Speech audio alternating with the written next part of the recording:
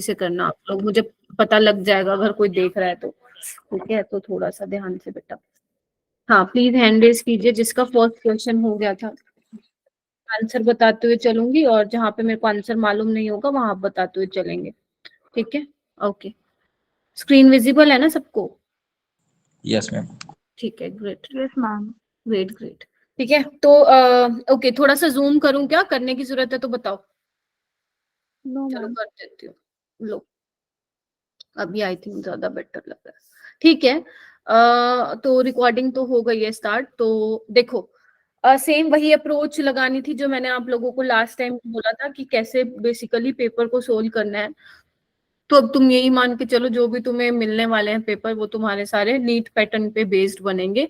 तो make sure आप लोग टेस्ट ना दो। अगर आप लोग टेस्ट ही नहीं दे रहे हो तो आप ऑलरेडी कंपटीशन से बाहर जा रहे हो, ये चीज ध्यान रखना, ठीक है? बेशक आपने केमिस्ट्री के 5 चैप्टर या 2 ही चैप्टर क्यों ना प्रिपेयर किए हो, आप टेस्ट देंगे। एटलीस्ट आप उसमें से देखें कि आपके कितने क्वेश्चन सोल्व हो रहे हैं। अगर आप वो भी नहीं कर रहे हो तो मतलब आप नहीं ट्राई कर रहे हो, ठीक है? आप पहले गिव अप कर जा रहे हो, ऐसे नहीं करना है, ठीक है? चलिए ठीक है, तो मैं फर्स्ट क्वेश्चन पे आऊंगी बेटा। The number of neutrons in 5 gram of D2O। तो एक्सपेक्टेड क्वेश्चन था, ऐसे नीट में बहुत क्वेश्चन आते हैं। तो अपना हैंड रेस कीजिए। साक्षी ने किया हुआ है, ओके। मनीषा ने किया हुआ है। मनीषा आप बताइए। मैम सी। नहीं नहीं, ऑप्शन नहीं, अप्रोच। ऑप्शन आंसर तो मैटर ही नहीं करता मेरे लिए, अप्रोच। इसमें वेट दे रखा है 5 ग्राम, तो पहले D2O का मोलर मास निकाल लेंगे और डिवाइड बाय 2 कर, मतलब जो आएगा मोलर मास उसको डिवाइड कर देंगे जो इसमें वेट दे रखा है 5 ग्राम से। नंबर ऑफ न्यूट्रॉन्स आ जाएंगे क्या उससे? नंबर ऑफ न्यूट्रॉन्स क्या होता है? क्या नाम है मनीषा, मुझे बताओ। हाइड्रोजन, हाइड्रोजन के होते हैं, उसके 3 होते हैं, न्यूट्रॉन, न्यूट्रॉन एंड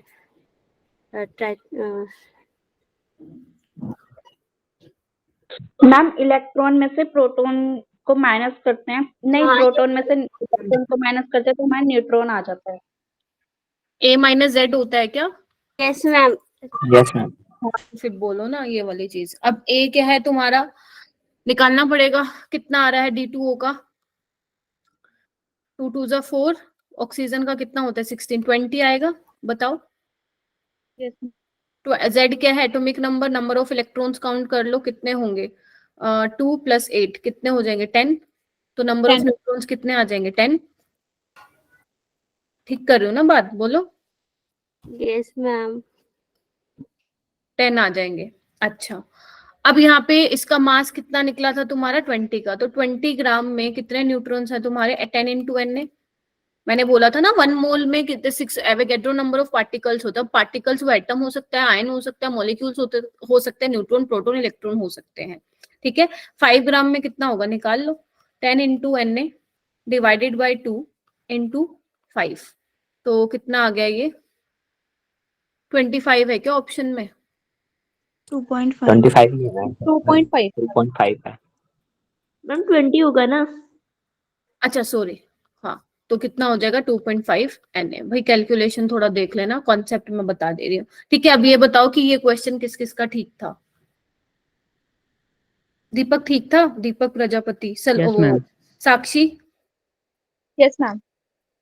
अनुष्वा, ठीक है। अनुष्वा जो है, जो मुझे थम्स अप दे रहे हैं मैं उनकी बात कर रही हूँ, या अच्छा ओके। सुंदुस तुम्हारा भी ठीक था, अलीशा भी ठीक था, ठीक है। तो पहला क्वेश्चन तो फिर भी अभी थम्स अप कम है, चलिए ठीक है। तो ऐसे क्वेश्चन आने चाहिए। मोल कॉन्सेप्ट मेरे से नहीं पढ़ा तो मुझे नहीं पता आप लोगों ने कैसे पढ़ा है, बट अगर मुझसे रिवीजन क्लास में पढ़ा है तो ये आना चाहिए था। नेक्स्ट क्वेश्चन ट्राई करो बेटा। ये तो तुम्हारा PYQ ही डाल दिया। हैंड रेस कीजिए। बहुत बड़ा पेपर नहीं है, 40 मिनट में सोल्व हो जाएगा, बट मैं तुमसे पूछ रही हूँ तो इट विल टेक टाइम, ठीक है? ओके, अनुष्वा, दीपक, निगम, सुंदु, साक्षी, अलीशा, मनीषा, ओके। और बच्चे? कोई यहाँ पे जेई एस्पिरेंट भी है क्या मेरी क्लास में? जेई एस्पिरेंट है क्या? नहीं है, ओके ग्रेट। नीट वालों का ही बैच चाहिए वैसे। जुनैद, जुनैद ये क्वेश्चन नहीं किया तुमने, एंड फर्स्ट वाला भी नहीं हैंड रेस था तुम्हारा। देखो बच्चों बताना। हाँ हाँ बोलो। मैम इसका ऑप्शन शायद सी होगा। किया था तुमने? Yes ma'am. गलत हुआ होगा अगर सी लगा के आए हो तो। बेटा ये तो मैंने क्लास में भी करवाया था तुम लोगों को। ओके, तो साक्षी मुझे प्लीज बताओ कैसे अप्रोच किया। मैम इसमें मैंने ना मोलार रेशियो बोला था इन्होंने निकालने को, तो मोलार रेशियो यानी कि नंबर ऑफ मोल्स का रेशियो निकालना था। तो मैंने number of moles of H2 निकाला फिर, और उसके बाद number of moles of O2 निकाला, और फिर number of moles of H2 divided by number of moles of O2 करा, तो 4:1 आया तो था मेरा। तुमने number of moles of H2 कैसे निकाला? गिवन मास कितना है? मैम गिवन मास मैंने इसका 1 लिया था, और उसका मोलर मास 2 होता है तो 1/2 लिया था, और ऑक्सीजन का 4 लिया था, और उसका 32 लिया था मोलर मास, तो फिर मेरा 32/8 आया था, फिर 4:1 आया था। देखो अगर तुम इंडिविजुअल ऐसे कंसिडर करो ना कि मास ऑफ H2 1 ग्राम है, तो ये कंसेप्चुअली तुम गलत लिखते हो। ठीक है, आप इसको x करके कंसिडर करो कि ये x ग्राम है और ये 4x ग्राम है। कभी भी रेशियो को आप ये नहीं मानोगे कि ये 1 ग्राम है और ये 4 ग्राम है। 1:4 में है। अगर H2 1 है तो इसका 4 टाइम्स कितना हुआ? 4। ठीक है, यहाँ पे वो चीज सही बैठ रही है, बट अगर इसकी जगह कुछ और होता तो वो गलत होता, कंसेप्चुअली गलत होता। इसमें तुम्हारा आंसर तो पक्का ठीक आ गया होगा। ठीक है, तो ऐसे ध्यान रखना इन चीजों को ना। ठीक है, तो जैसे अगर मैं मान लेती हूँ x ग्राम है, number of mole given mass by molar मास होगा इसका 2 ग्राम। ऐसे ही अगर मैं बात करूं O2 की, तो आपका 4x ग्राम है। अभी देखो मैंने यहाँ पे रेशियो ले लिया है, तो उसमें आप 1/4 कर सकते हो अगर आप ऐसे लिख रहे हो, राइट। रेशियो में 4x बाय ऑक्सीजन का कितना होगा? 32 ग्राम। तो x से x कैंसिल हो जाएगा यहाँ पे, जैसे आप इसको डिवाइड करोगे। और ये देखो किस पे जाएगा? 16 पे जाएगा 32। तो इसका आ रहा होगा तुम लोगों का 4:1। ये Yes, तुम्हारा ma'am. नीट का PYQ है बेटा। आई डोंट नो कौन से ईयर में आया था। सेम एक ऐसा जेई में भी पूछा गया था, उसमें आंसर 7:32 कुछ था। बिल्कुल सेम था वो क्वेश्चन। ठीक है, तो ऐसे क्वेश्चन भी नीट में बहुत ज्यादा पॉपुलर हैं। ठीक है, अच्छा चलो आगे। चलो इसको इरेज कर दूं ना मैं? किसी को नोट डाउन करना है तो कर लो एक बार, मैं फिर इरेज कर दूं बेटा। और ये दोनों क्वेश्चन फर्स्ट राउंड में करने हैं आपको। समझ पता है ना फर्स्ट राउंड का मतलब क्या है? Yes ma'am. ओके चलो बेटा नेक्स्ट क्वेश्चन करो। नंबर ऑफ मॉलिक्यूल, ये भी बहुत कॉमन क्वेश्चन है, हर मतलब ये ऐसा क्वेश्चन है हर एंट्रेंस में दिखता रहता है ये question. Number of molecules of water in a drop of water, जिसका वे इन्होंने बोल रखा है 0.09 ग्राम है। तो ये भी PYQ ही बेस्ड है। ओके, अनुष्वा, अलीशा, दीपक, साक्षी, सुंदुश, अनीशा। ठीक है, और हैंड रेज करो आदित्य, अंशिका। अंशिका तुमने अपना पेपर नहीं दिया है तो प्लीज यहाँ पे पहले तुम ट्राई करो, वरना नहीं समझ पाओगी कैसे हुआ ना। वंशिका रावत, सिर्फ only 8 students raise their hands.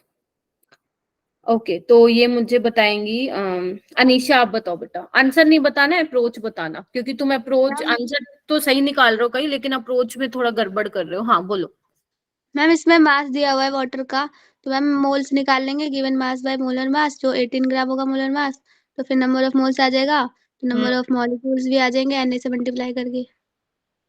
ठीक है, समझ में आया? ऐसे ही बताया था मैंने। देखो तुम्हें बताने नंबर ऑफ मॉलिक्यूल्स, तो हमें नंबर ऑफ मॉलिक्यूल्स पूछ ले या नंबर ऑफ एटम्स पूछ ले, है ना। तो सबसे पहले आपको, क्योंकि बच्चे डायरेक्ट आप मोल से नहीं, पहले आपको मोल निकालने पड़ेंगे, फिर चाहे आपको मॉलिक्यूल्स बताना हो या नंबर ऑफ एटम्स निकालना हो।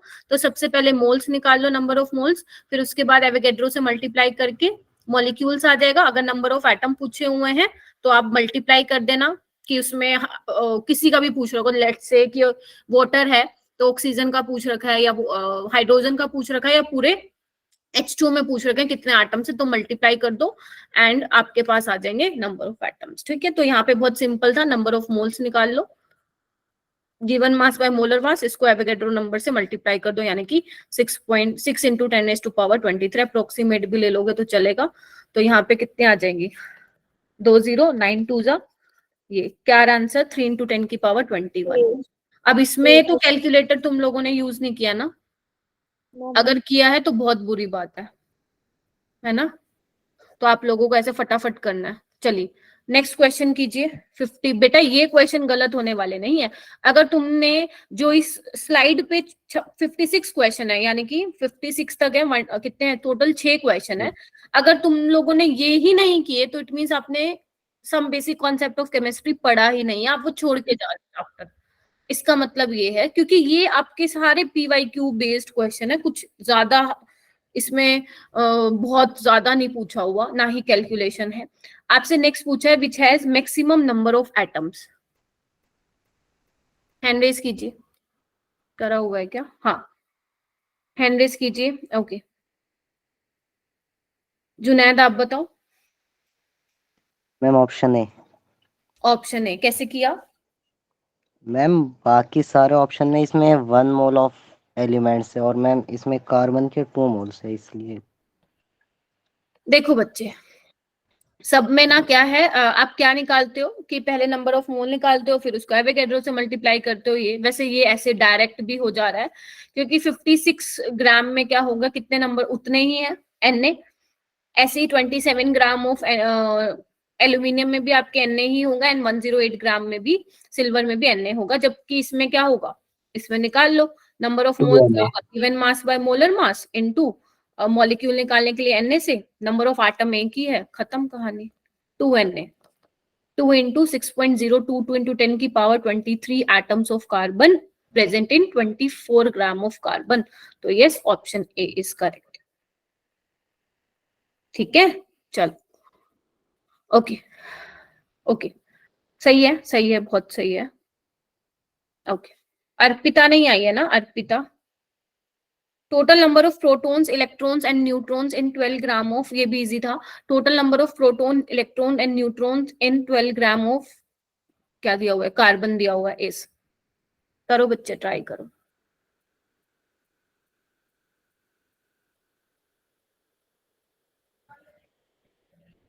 अभी तुम्हारा 4 Feb को एक 11th का FST है राइट, और फिर उसके बाद 11th को तुम्हारा पूरा मॉक टेस्ट है ना 11th 12th का, ऐसा ही है ना? Yes ma'am. Yes ma'am. चलिए पेपर डिस्कशन एक बहुत अच्छा आइडिया है मेरा, ठीक है? तो इससे बहुत सारे कॉन्सेप्ट्स आप लोगों के साथ साथ क्लियर होते जाएंगे। वैसे ये चैप्टर तो मैंने करा दिया है यहाँ पे भी आपको। ठीक है बच्चों हैंड रेस कीजिए, किसका हो गया था? जेबा आप बताएंगी? बी। वो तो ठीक है, आंसर का तो कुछ नहीं। किया कैसे सोल्व? मैम जैसे इसके अंदर हमें दिया हुआ था कार्बन का मास 12 होता है और हमें 12 ग्राम ही दिया हुआ था, तो मतलब इसके अंदर Na मोल्स हैं, तो Na मोल्स हैं तो उतने ही प्रोटॉन और इलेक्ट्रॉन और न्यूट्रॉन्स होंगे। अप्रोच ही गलत है बेटा, अप्रोच ही जेबा गलत है, और तुम्हारा एक गलत आया होगा आंसर अगर तुमने ये मार्क किया तो। बहुत बच्चे देखते ये मार्क करेंगे। देखो ना दिया क्या हुआ आपको, प्रोटॉन्स इलेक्ट्रॉन्स और न्यूट्रॉन्स दिए हैं भाई, प्रोटॉन्स इलेक्ट्रॉन्स न्यूट्रॉन्स दिया है। कोई और बताएगा मुझे? मैं ट्राई करूं? मैं बोलूं? हाँ गायत्री बोलो। आ रही हूँ मैं अनुष्का, दूसरा क्वेश्चन पूछती हूँ। हाँ गायत्री बताओ। मैम जो कार्बन का जो वो प्रोटॉन न्यूट्रॉन इलेक्ट्रॉन होगा वो तो 6 होगा, तो हम 6 इंटू 6.023 इंटू 10 की पावर 23 कर देंगे। तो फिर उसके बाद हमारे पास 36.13 सम इंटू 10 की पावर 23 आएगा, अगर हम इसको इससे इंटू कर देंगे तो। पर आंसर तो नहीं दिख रहा मेरे को 36 पॉइंट समथिंग। मैम अभी और है। फिर अच्छा। उसके बाद हमें इलेक्ट्रॉन प्रोटॉन और न्यूट्रॉन तीनों का निकालना है, तो उसको हम 3 से इंटू कर देंगे, तो फिर शायद ऐसे ही क्या आ रहा आंसर बेटा? 1.084 इंटू 10 की पावर 25। हाँ ये this is the correct approach. देखो आपको क्या बोला है, 1 मोल में कितने नंबर ऑफ आपके, चाहे प्रोटॉन्स की बात करो 6.022 इंटू 10 की पावर 23 है ना। आप बात करते हो पार्टिकल एटम हो सकता है, आयन हो सकते हैं, लेकिन देखो तो सही किसमें बोल रखा है, कितने प्रोटॉन्स है वो भी तो निकालोगे, ऐसे डायरेक्ट लिख दोगे तुम लोग? अब देखो ना 12 ग्राम मतलब 1 मोल ही है, तो चेक कर लेते हैं। 12 ग्राम में अगर मैं बात करूं नंबर ऑफ प्रोटॉन्स है कार्बन में 6 है, 6 इंटू Na, ठीक है। अगर मैं बात करूं इलेक्ट्रॉन की, वो भी ये इतना है, तो मैं देखो ऐड करती जा रही हूँ। एंड अगर मैं न्यूट्रॉन्स की बात करूंगी तो A minus ZA 6 into NA। बहुत ही प्यारा क्वेश्चन था, ठीक है। तो देख लो कितना हुआ, 18, 18 इंटू NA यानी कि 6 इंटू 10⁻23। इसको क्या करो, मल्टीप्लाई करो, ठीक है। तो कितना आ गया 108। तो 1 आंसर तो आ गया वैसे अपना 10⁻25। This is the correct answer. Ma'am इसमें जिससे हम लोग जब यूनिटरी मेथड लगाते हैं तो हम ऐसे लगाते हैं कि 12 ग्राम में हमारे Na होंगे, उसके बाद इतने ग्राम में हमें बताना है इतने होंगे, तो 12 डिवाइड नहीं हुआ। देखो ओके एक मिनट, 12 से 12 तो कट हो जाएगा, सॉरी मैम। कोई बात नहीं, हो गया अब। Yes ma'am. चलिए ओके, आगे चलते हैं। पहली बात है 12 ग्राम में ही निकालना है ना आपको। चलिए यस मैम, वो ध्यान है। नेक्स्ट क्वेश्चन कीजिए। यहाँ पे तो मेरे को लगता है सबका हैंड रेज होगा अभी तक। चलो मैं बाद में ही पूछती हूँ फिर, अभी तक ठीक है ओके। हाँ मैं देखना चाहती हूँ कितने बच्चे हैंड रेज करते हैं।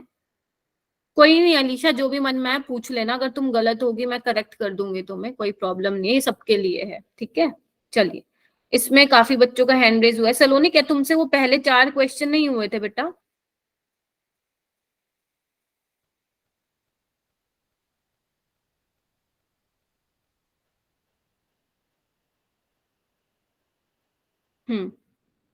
निगम मैम इसका डी ऑप्शन है। कैसे किया? मैम इसमें पूछा नंबर ऑफ प्रोटॉन, न्यूट्रॉन और electron. Ma'am number of proton तो उसके सेम होते हैं, और जो वो न्यूट्रॉन है तो उसमें क्या बोलते हैं एटॉमिक मास में से उसको माइनस कर दिया तो 192 आ गया, और नंबर ऑफ इलेक्ट्रॉन भी सेम रहते हैं। अच्छा ओके, मेरा एक क्वेश्चन है तुम्हारे लिए निगम, क्या number of proton is always equal to number of electrons? No ma'am. क्यों? Ma'am number of proton always equal रहते हैं, इसका एटॉमिक नंबर जो होता है प्रोटॉन। लेकिन इलेक्ट्रॉन में अगर कोई एक्साइटेड स्टेट पे जाएगा ना तो उसके ऊपर जो चार्ज होगा उसके अकॉर्डिंग वो होता है। वेरी गुड, बहुत अच्छे, मतलब लेक्चर अच्छे से सुना है या जहां से भी पढ़ा बहुत अच्छे से पढ़ा है। Very good, great. ठीक है, ये निकाल दोगे ना 281 माइनस 89 और ये, ठीक है। तो मैं मार्क कर रही हूँ ऑप्शन डी। अच्छा मुझे ना अभी सारे एक बार हैंड्स डाउन कर लीजिए और मुझे ये बताइए, ये जो 6 क्वेश्चन अभी तक मैंने डिस्कस किए हैं सारे के सारे ठीक किसके थे? प्लीज थोड़ा सा ऑनेस्ट अपना आंसर करना मुझे, क्योंकि मार्क्स तो मेरे पास सबके हैं, टेस्ट दिया नहीं है किसी ने। अच्छा दीपक के सारे ठीक है, अलीशा के ठीक हैं सारे, ओके। अनुशुआ साक्षी के ठीक है, सुंदुस के भी अभी तक सारे ठीक है, ओके। पर शालिनी टेस्ट तो नहीं दिया बेटा मेरे पास तुम लोग। अच्छा तुम, अच्छा ड्रॉपर बैच का नहीं है मेरे पास, ठीक है ओके। तभी मेरे को तुम लोगों का स्कोर नहीं दिखता है, अनीशा का, शालिनी का, सुंदुस का, ठीक है ओके। ठीक है ग्रेट, जिनके सारे ठीक है, बहुत बढ़िया चल रहे हो आप अपनी लाइफ में, मचा के आओगे नीट में, सच में बता रही हूँ, क्योंकि नीट में पूरा ही पेपर आपको ऐसे दिखना है। एंड ये मत सोचना आप लोग कि नीट का पेपर हार्ड आएगा, नीट में पेपर का जो लेवल रहता है बच्चों वो इजी टू मॉडरेट रहता है ना।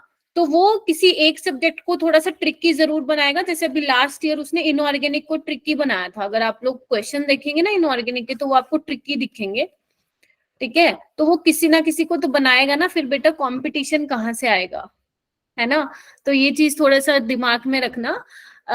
हार्ड क्वेश्चन आने थोड़े से चांसेस, थोड़े से क्या बहुत कम चांसेस है, हार्ड क्वेश्चन नहीं आते हैं नीट में। क्वेश्चन ऐसे आते हैं, आप हो सकता है ट्रिकी क्वेश्चन को हार्ड कंसिडर कर लो, लेकिन ऐसा मतलब कि हार्ड क्वेश्चन है ऐसा नहीं होता। सारे क्वेश्चन ऐसे ही आएंगे आपके पास जो आप लेस देन 1 मिनट में सोल्व कर लेंगे, क्योंकि पेपर इस तरीके से सेट होता है कि आपको out of 200 only 180 questions attempt करने होते हैं, ठीक है। तो वो बनता ही पेपर इसलिए है कि आप लोग 180 अटेम्प्ट कर पाए, अगर आपने अच्छी प्रिपरेशन किया तभी बच्चों के आउट मतलब फुल आउट ऑफ फुल भी आते हैं उसमें, ठीक है। तो ज्यादा ऐसा ओवर थिंक करने की जरूरत नहीं है। जेई का और नीट का बहुत ही अलग चीज है। वो जेई में पता नहीं अब क्या हो गया, chemistry easy they the, but maths difficult है उनका। मैथ्स में अगर जो बच्चा बहुत अच्छा पढ़ के गया, उसने 2 साल मेहनत किया, तब भी वो मैथ में 10-12 सवाल ही बना के आएगा, मैक्सिमम 13 या 14 बस, ठीक है।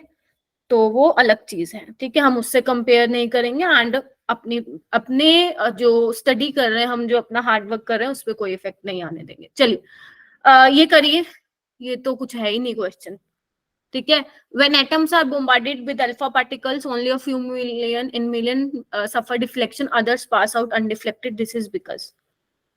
सलोनी आंसर बताओ बेटा, इसका तो आंसर बताओ डायरेक्ट।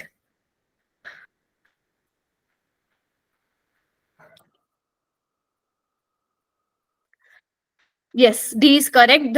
यही है कि nucleus occupy much smaller volume compare to the volume of atom. ठीक है, बहुत ही छोटा वॉल्यूम, अगर मैं कंपेयर करूं वॉल्यूम ऑफ एटम से, तो बहुत ही छोटा वॉल्यूम उसने ऑक्यूपाई किया गया है। तभी जो है बहुत ही मिलियन में कुछ फ्यू ही हैं जो डिफ्लेक्शन जो है फेस करते हैं, बाकी एकदम स्ट्रेट पाथ में जाते हैं। ठीक है, चलिए डी वाला हो गया इसका। चलिए नेक्स्ट आप 58 कीजिए। ये मुझे लगता है वैसे इजी है क्वेश्चन, कुछ है नहीं, बट ट्राई करो, हो जाएगा ये आप लोगों से। वन क्वांटम इज, ये आपके फोटो इलेक्ट्रिक इफेक्ट से डाल दिए 6 क्वेश्चन को। इसका लॉजिक समझ में नहीं आया कि सारे फोटो इलेक्ट्रिक इफेक्ट में से क्यों डाल दिया। अगर कोई हो सकता है स्ट्रक्चर ऑफ एटम उसने बच्चे ने पूरा पढ़ा हो और ये वाला टॉपिक छोड़ दिया हो, तो उसके 6 क्वेश्चन तो वैसे ही हाथ से निकल गए। तो इसीलिए ऐसा नहीं करना है। मतलब नीट में तो ऑब्वियस ही बात है, ऐसा नहीं है कि वो 6 क्वेश्चन डालेंगे फोटो इलेक्ट्रिक इफेक्ट से। बट हाँ, अगर आप किसी चैप्टर को कर रहे हो तो अच्छे से करना। ठीक है, तो यहाँ पे अपना पूरा फोटो इलेक्ट्रिक इफेक्ट ये लगा लो, मैं वो टॉपिक ही रिवाइज करा देती हूँ तुम्हें। ठीक है, तो 1 quantum is absorbed per gases molecule of x2 for converting into x atoms. अगर light, if light absorb has wavelength, कितने की वेवलेंथ है 1240 एंगस्ट्रॉम की, तो आपको बोर्न एनर्जी बतानी है x2। ठीक है, बोर्न एनर्जी क्या होती है, कितनी एनर्जी आपको देनी पड़ेगी इसको ब्रेक करने के लिए इनटू x एटम्स। चलिए, तो शालिनी आप बताओ। मैम 10 इलेक्ट्रॉन वोल्ट पर मॉलिक्यूल। कैसे निकाला बेटा? मैम इसमें E is equal to H lambda वाला फॉर्मूला लगाएंगे। अगर तुमने या किसी और ने ये वाला फॉर्मूला लगाया है, मतलब जो एग्जामिनर चाह रहा था आपने वही करके दे दिया उसको। पता है क्या, टाइम वेस्ट हो गया, क्योंकि यस मैम। क्योंकि वो मतलब सपोज ये नीट में आया क्वेश्चन, या मान लो मैंने ही बनाया तो मैं सक्सेसफुल हो गई इस क्वेश्चन को डालने में, अगर बच्चे ये वाला करके आए। क्योंकि अगर तुमने ये फॉर्मूला लगाया तो बेटा माइक म्यूट कीजिए तो हो सकता है तुम्हारे बाकी क्वेश्चन में तुम्हें टाइम ना मिला हो। हाँ, सिंपल ये वाला लगाते 12400 बाय लेमडा। अगर आपका आर्मस्ट्रांग में है, डायरेक्ट ये फॉर्मूला लगाना है और आंसर आ जाएगा तुम्हारा 10 इलेक्ट्रॉन वोल्ट पर मॉलिक्यूल। अगर सिर्फ मान लो वो जूल में पूछ रहा है तुमसे, तो फिर ये वाला हमें लगाना पड़ेगा ना चाहते हुए।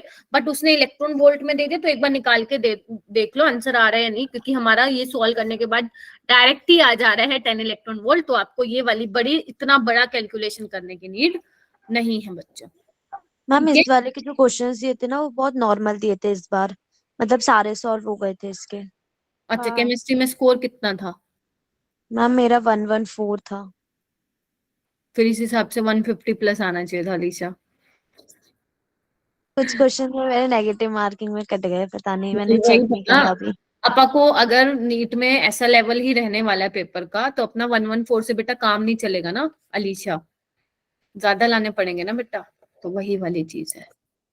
चलें फिर आगे चलें। चलो 59 बताओ, कर लो, या तो एक काम करो 59 60 कर लो और फिर मुझे बताना। ये है मैम, बस इधर से इधर ले जाओ, इसे उधर ले जाओ, डी आ जाएगा इसको।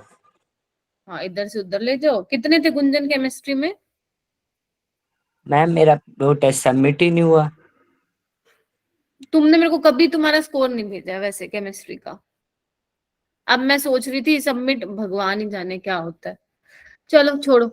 वर्क फंक्शन आपको दिया हुआ है, तो एक बार जल्दी से, फोटो इलेक्ट्रिक इफेक्ट क्या होता है, E-5 is equal to kinetic energy, right. तो 5 आपका थ्रेशोल्ड एनर्जी है, E आपका इंसिडेंट एनर्जी है। तो ये भी पता होना चाहिए जो मैं लिख रही हूँ उसमें बेटा मतलब क्या उनका। ठीक है, तो यहाँ पे जीरो वेलोसिटी, आई थिंक ये क्लास में भी किया था ना, तो काइनेटिक एनर्जी 0 हो जाएगी, इज इक्वल टू 5 हो जाएगा। तुम्हें ऐसा तो नहीं लगा ये खुशबू मैम ने बनाया? क्योंकि ना इसके अंदर मैं क्वेश्चन देख रही थी तो मोस्टली वो डले हुए थे जो रिवीजन क्लास में किया था। मैम लगा तो यही था कि आपने बनाया है। नहीं, मैंने नहीं बनाया था। आपने बोला था ना कि आप लोग क्वेश्चन सेट करोगे, हाँ। तो मैंने तो सोचा आपने ही ये सेट किया था। नहीं, ये वाला नहीं, ये वाला मैम पता है क्योंकि फिजिक्स और बायो भी इस बार इजी आई थी, तो मुझे देखा आप ही लोगों ने बनाया है। अच्छा अच्छा, नहीं नहीं नहीं नहीं, ये वैसे क्योंकि ये नीट पैटर्न बेस्ड है और अपन ने वैसे क्वेश्चन बहुत करे हुए हैं क्लास में, तो इसीलिए शायद तुम्हें लगा होगा कि ये वही वाले आगे। चलो ठीक है, टाइम वेस्ट नहीं करते हैं। तो अपना वर्क फंक्शन क्या है आपका, मेटल का 4 इलेक्ट्रॉन वोल्ट है, तो एनर्जी आप निकाल सकते हो, राइट।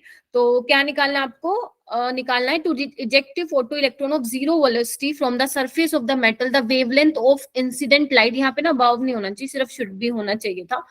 तो निकाल लेंगे हम, क्या होगा, कैसे निकालेंगे मैम मैं बताऊं? मैम हाँ हाँ हाँ बोलो।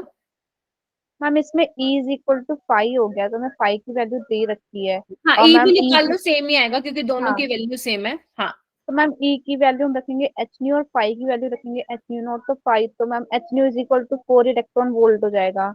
और H C by lambda is equal to 4 electron volt हो जाएगा, और लैम्डा निकाल लेंगे हम H C by 4 electron volt, तो फिर उसको कन्वर्ट कर देंगे मैम यूनिट के अकॉर्डिंग, तो 3100 एंगस्ट्रॉम आ तुम जाएगा। पता है यहाँ पे भी तुमने, जैसे अब तुमने साक्षी यहाँ पे स्मार्टली खेला ना, तो यहाँ पे भी खेलना चाहिए था।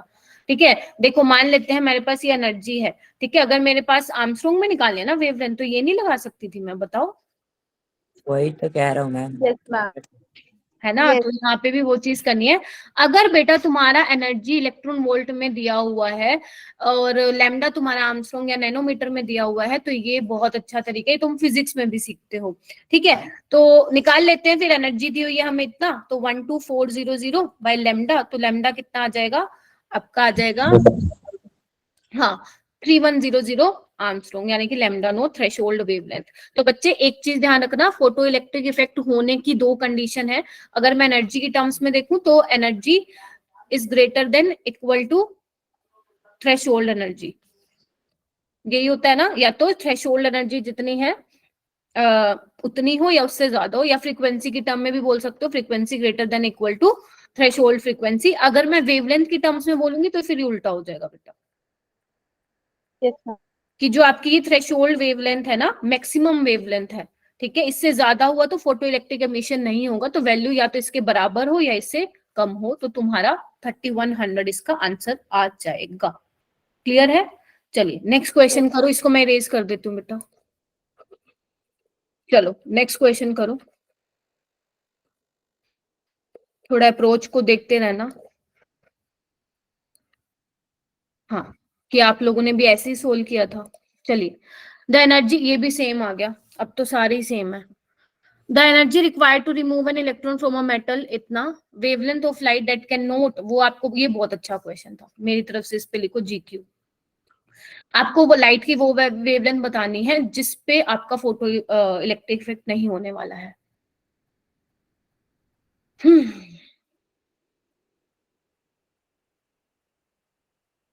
यस,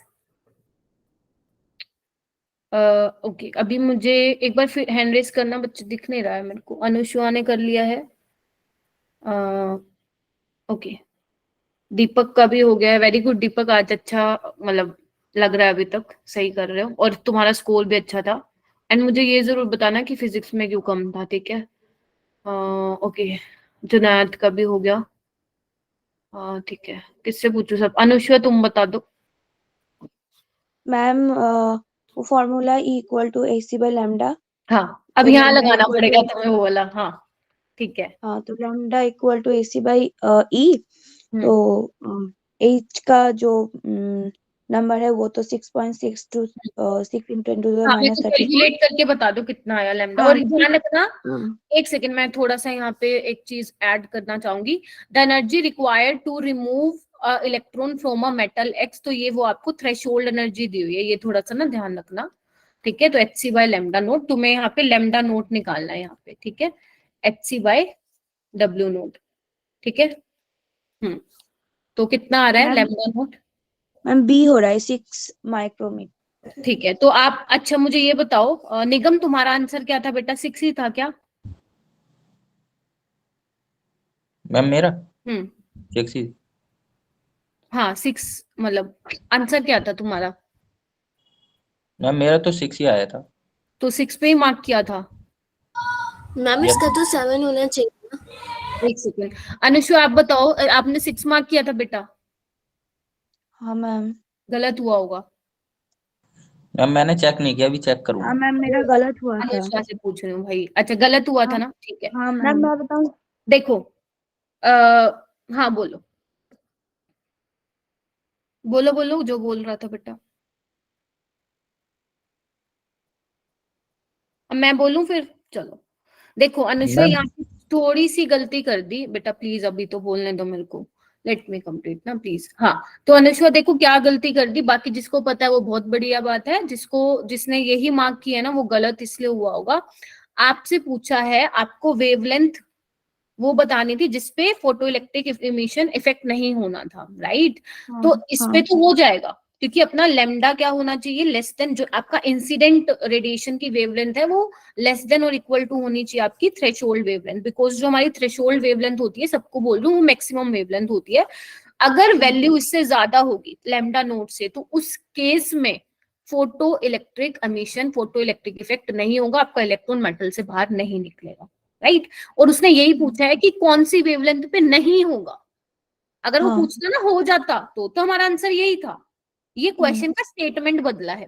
अगर आप लोग कहीं गूगल पे चेक करोगे तो आपको क्या मिलेगा, वो क्वेश्चन मिलेगा, wavelength of light that eject photo eject N electron from metal axis, but हमने यहाँ पे क्या कर दिया, कैन नोट, तो यहाँ से वो घूम गया।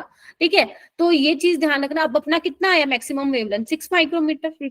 Yes ma'am. यानी कि अगर आप इतनी ले रहे हो या इससे कम ले रहे हो, लाइक 4 ले रहे हो, 5 ले रहे हो, 3 ले रहे हो, तब हाँ आपका फोटो इलेक्ट्रिक इफेक्ट हो जाएगा। बट अगर आप इससे ज्यादा ले रहे हो, 6.1 भी ले रहे हो, 6.2, 6.3 और 7 तो बहुत ज्यादा हो गई, तो इस वाले वेवलेंथ पे आपका इलेक्ट्रॉन जो है मेटल से बाहर नहीं निकले। मैंने तो सोचा वो फॉर्मूला हो गया, तो मैंने देखा ही नहीं वो कैन हाँ नॉट। ये देखो ये देखो, ये खेल खेल गया ये वर्ड तुम्हारे साथ, मतलब हाँ जिसने भी ये मैम। गलत किया है उनको बोल रही हूँ, जिसका ठीक है वो बिल्कुल सही है, फिर कॉन्सेप्ट क्लियर है।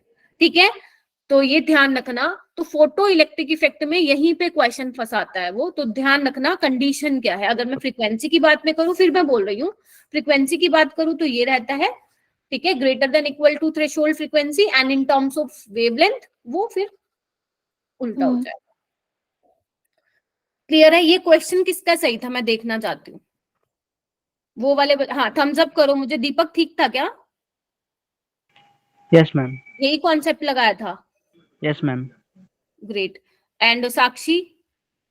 मैम नॉट नहीं पढ़ा था, बस आंसर आ गया तो यही लगा दिया था। बस तो यही तो करते हो तुम लोग, नीट में मत करना, अब तुमने सीख ले ली। ठीक है, हर क्वेश्चन से जो गलत हो रहा है उससे लर्निंग यही होनी चाहिए तुम्हारी कि क्या गलत किया, क्योंकि नीट में भी ऐसा आ सकता है बेटा पेपर में। ठीक है, चलिए अनीशा एंड निगम का भी ठीक था। चलो मैम बहुत शुक्रिया। मैम है मैंने तो इसका 6 पे लगाया था। हाँ तो गलत हुआ होगा बेटा वो। मैम मैंने चेक नहीं किया ना, अभी देखूंगा दोबारा। हाँ तो मैं वही तो कह रही हूँ बच्चे, तुमने अगर 6 पे लगाया तो वो गलत हुआ होगा। अगर तुमने नहीं चेक किया तो कर लेना चेक, गलत होगा वो बेटा, क्योंकि आंसर सी है इसका। ठीक है, चलिए नेक्स्ट क्वेश्चन पे आइए। कॉपर मेटल, और ये मेरे को देख के बड़ी हैरानी हो रही है कि आप लोगों ने अभी तक एक कितना 24 घंटे बीत गए क्या, टेस्ट एनालाइज नहीं किया। कॉपर मेटल जिसका वर्क फंक्शन दिया हुआ है, अब देखो क्या बोला है, show electric effect, photo electric effect if wavelength of photon is. अब तुम कर लो इसको, ठीक है, तो बताओ भाई। ये भी क्वेश्चन अच्छा, इसकी तरफ इस मतलब इस पे भी मेरी तरफ से लिखो जीक्यू। ठीक मैम है, मेरा ये गलत होगा। गलत हुआ, पता है हाँ क्यों हुआ? क्योंकि तुम्हारा ऊपर वाला गलत हुआ था, क्योंकि ऊपर वाला 60 एंड 61 आपस में कनेक्टेड है। या हाँ तो मेरा जिसका भी गलत 60 हुआ था ये। हाँ इसलिए हुआ, समझ आई तुम लोगों को? और जिसका 60 ठीक था उसका 101% 61 ठीक हुआ होगा। ये देखो दीपक थम्स अप दे रहा है। ठीक है, और भी बाकी बच्चों का 60 ठीक था तो 61 ठीक होगा। अब देखो एक काम करो, अब तुम दोनों करके देखो, अनुषु एंड साक्षी, और जो बाकी के गलत थे ना अब मुझे करके बताना, क्योंकि तुमने अभी 60 वाला कॉन्सेप्ट सीख लिया मुझसे। अब 61 लगाओ फिर क्या होना चाहिए।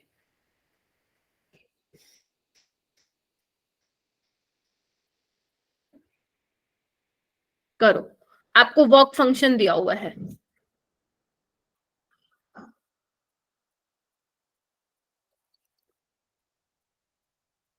करके देखो।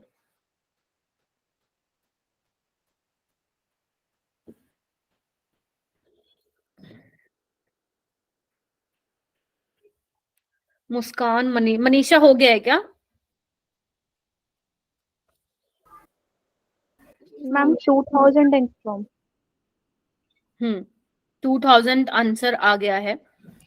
ठीक है तुम लोगों का। अब देखो एक बार इसमें फिर भी मैं स्टिल यहाँ पे, लेकिन तुम्हारा एग्जैक्ट 2000 नहीं आ रहा होगा, 25 समथिंग आ रहा होगा। अगर हाँ मैं मतलब पॉइंट में आ रहा है अप्रॉक्स 2000 है उसके अच्छा पास ये में। तुम, अच्छा चलो तुम्हारा 25 समथिंग आ गया, मान लेते 2580 आ गया। देखो मेरे को एग्जैक्ट नहीं पता है, बट हाँ ये मुझे पता है 2500 के आसपास है। पर तुमने नोटिस किया कि आ तो हमारा इतना आंसर है, बट आंसर ये है इसका।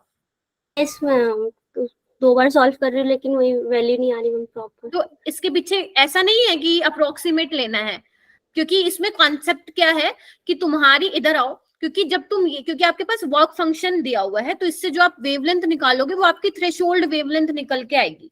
तो अभी मैंने क्या बोला कि इंसिडेंट रेडिएशन की जो वेवलेंथ है वो क्या होनी चाहिए, लेस देन और इक्वल टू थ्रेशोल्ड वेवलेंथ होनी चाहिए। हाँ। यानी कि अगर आपकी 2580 से वैल्यू ज्यादा हुई तो आपका फोटो इलेक्ट्रिक इफेक्ट नहीं होगा, यानी कि 4000 पे नहीं होगा, 6000 पे नहीं होगा, 5000 पे नहीं होगा। अगर इससे कम है 2580 से वैल्यू, तो वहां पे आपका फोटो इलेक्ट्रिक इफेक्ट हो जाएगा। That is why C answer is correct बेटा। समझे यस गए? Ma'am, yes ma'am. तो ऐसे, ठीक है। वैसे अगर मान लो पेपर में आता तो तुम तुक्का तो लगा ही आते, ठीक हो जाता, क्योंकि तुम सोचते 2500 के आसपास आ रहा है और यहाँ पे वैल्यू सिर्फ एक ही दिख रही है, तो तुम्हारा ठीक हो जाता। बट कॉन्सेप्ट ये था इसके पीछे। चलिए, तो आई होप कि फोटो इलेक्ट्रिक इफेक्ट जो है तुम लोगों का हो गया होगा। अगर स्टिल तुम्हें लग रहा है कुछ ना कुछ अभी भी तुम्हें फील हो रहा है कि और क्वेश्चन करने की जरूरत है, तो एक बार वो नोट्स आप देख लेना, उसमें और भी क्वेश्चन कराए हुए हैं। ये देखो, ये भी तुम्हारा वही है, PYQ टाइप है कुछ।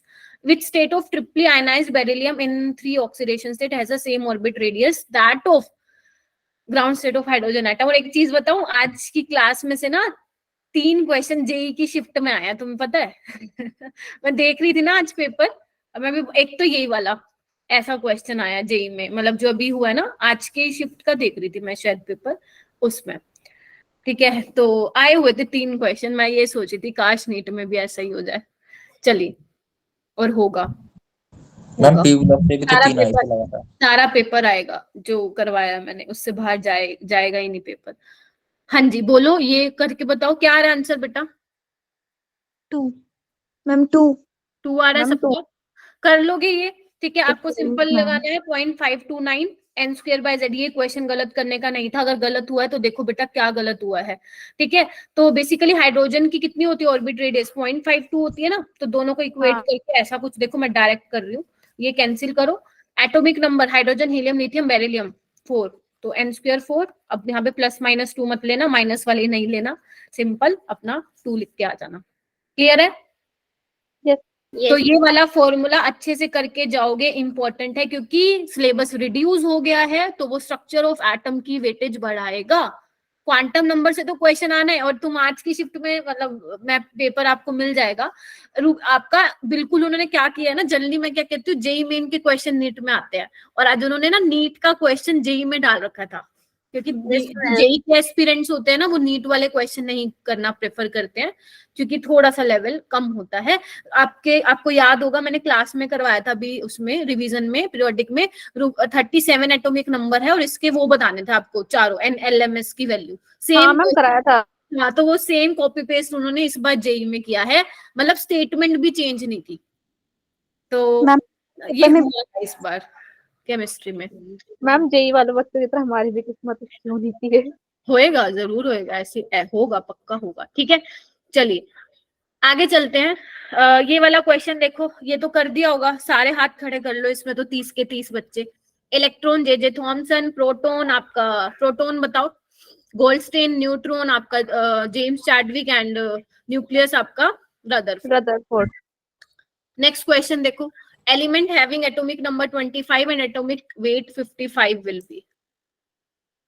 वही है, सिंपल हो जाएगा मैम। ए। हाँ, निकाल लेना, कर लोगे आप। और हाँ, तो मैंने कहा स्ट्रक्चर ऑफ एटम की वो वेटेज बढ़ाएगा, तो वो दूसरे टॉपिक में से भी देगा, like radius of Bohr orbit हो गया, फोटो इलेक्ट्रिक इफेक्ट में कॉन्सेप्चुअल पूछ सकता है वो, क्योंकि कैलकुलेशन उस फॉर्मूले से निकालोगे ना, तो वो थोड़ा सा लेंदी पड़ जाएगा, जैसे अभी मैंने दिखाए थे कॉन्सेप्चुअल, वैसे पूछ सकता है। पीरियोडिक प्रॉपर्टीज में वो क्वेश्चन, नंबर ऑफ क्वेश्चंस बढ़ाएगा। अगर पहले एक आता था तो इस बार चांसेस है पूरे पूरे कि वो 3 से 4 क्वेश्चन दे, क्योंकि उसने पी ब्लॉक बहुत आधा कर दिया है। ठीक है, चलिए ये वाला क्वेश्चन बताओ, आयनिक बॉन्ड कब बनने वाला है? मैम बी होगा इसका। Yes ma'am. यस, अगर आपको देखो ना आयनिक बॉन्ड कैसे बनेगा कि ए को कैटायन में चेंज होना है तो आयनाइजेशन एनर्जी कम होगी ताकि इलेक्ट्रॉन जल्दी से जल्दी निकल जाए, और बी को क्या करना है, इलेक्ट्रॉन एक्सेप्ट करना है, मतलब इलेक्ट्रॉन एफिनिटी बी की हाई होगी। सिंपल। ओके, ये वाला क्वेश्चन बहुत प्यारा है, प्यारा सा क्वेश्चन है, प्यारा सा। ठीक है, इस प्यारे से क्वेश्चन को करो। फॉर्मल चार्जेस बताने बोरोन एंड नाइट्रोजन, तो इसके अगर मैंने दर्शन शायद आपको पी ब्लॉक में कराए थे, this is your inorganic benzene. ठीक है, क्योंकि कार्बन नहीं है यहाँ पे तो बेंजीन बोलना पाप होगा हमारे लिए, तो इनऑर्गेनिक बेंजीन है। ठीक है, एनालॉगी ऑफ बेंजीन। और ये भी ध्यान रखना बच्चे, जो आपका बेंजीन होता है वो एरोमेटिक होता है। ठीक है, और बेंजीन लेस रिएक्टिव होता है as compare to inorganic benzene. ठीक है, इनऑर्गेनिक बेंजीन आपका मोर रिएक्टिव होता है बेंजीन से। तो यहाँ पे क्या निकाल के आए तुम लोग फॉर्मल चार्जेस? -1 +1। ठीक है, यहाँ पे देखो ना, नाइट्रोजन ने आपके बोरोन ने कितने 4 बॉन्ड बनाए, वैसे बोरोन के 3 होते हैं, है ना, मतलब उसने कुछ एक्सेप्ट किया होगा अपने वैकेंट ऑर्बिटल में, तो इस पे -1 का आएगा। नाइट्रोजन ने दिया, ऐसे जनरली ऐसे दिखाते हैं कोऑर्डिनेट बॉन्ड, तो नाइट्रोजन ने दिया तो +1 हो जाएगा। बच्चे बोलो। मैम हाँ हाँ बोलो।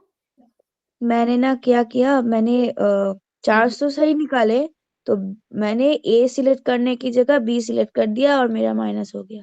सिली मिस्टेक हुई तुम्हारी, फिर कोई बात नहीं, ध्यान रखना आगे से सिली मिस्टेक अभी नहीं करनी है अनुषुआ, वो हम कर चुके पहले के टाइम में, बट कोई बात नहीं है, थोड़ा सा ध्यान रखना।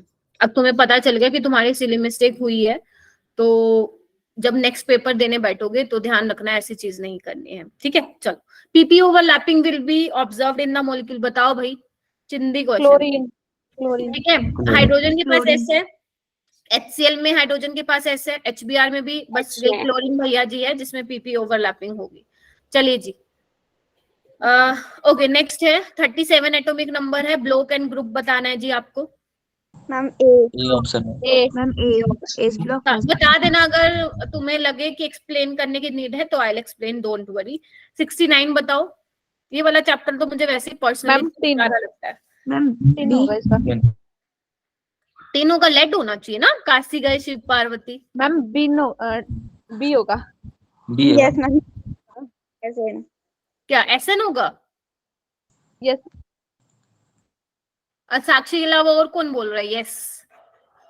यस मैम, मैंने भी तो ऐसे किया। Anjali, why option B is correct? क्योंकि हमें पता है down the group ionization energy decrease होती है, तो according to this concept A option will be the correct one. तो SN क्यों बोल रहे हो तुम लोग? मैम ये एक्सेप्शन था ना।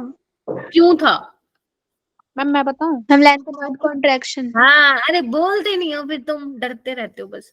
ठीक है, इधर देखो लेड में क्या है, F वाले उसमें ऑर्बिटल में इलेक्ट्रॉन्स की फिलिंग होती है, जिसकी वजह से आपका इफेक्टिव न्यूक्लियर चार्ज बढ़ जाता है और उसमें से इलेक्ट्रॉन को निकाल पाना मुश्किल हो जाता है। और तुम्हारे जेई की अगर मैं बात करूं तो आज इलेक्ट्रोनेगेटिविटी पे क्वेश्चन आया हुआ था ग्रुप 13 की, सॉरी ग्रुप 14 की। नेक्स्ट करो, electron affinity of halogens which of the following is correct? Ma'am previous class में ये आपने दिया था। हाँ अपन ने किया था, लास्ट क्वेश्चन था अपना ये। हाँ मुझे मैम। याद आ रहा है। ठीक है, जिसपे हाँ बी इज करेक्ट। एक सेकंड, क्या बोला जेबा? मैम सी होगा इसका। सी होगा ना?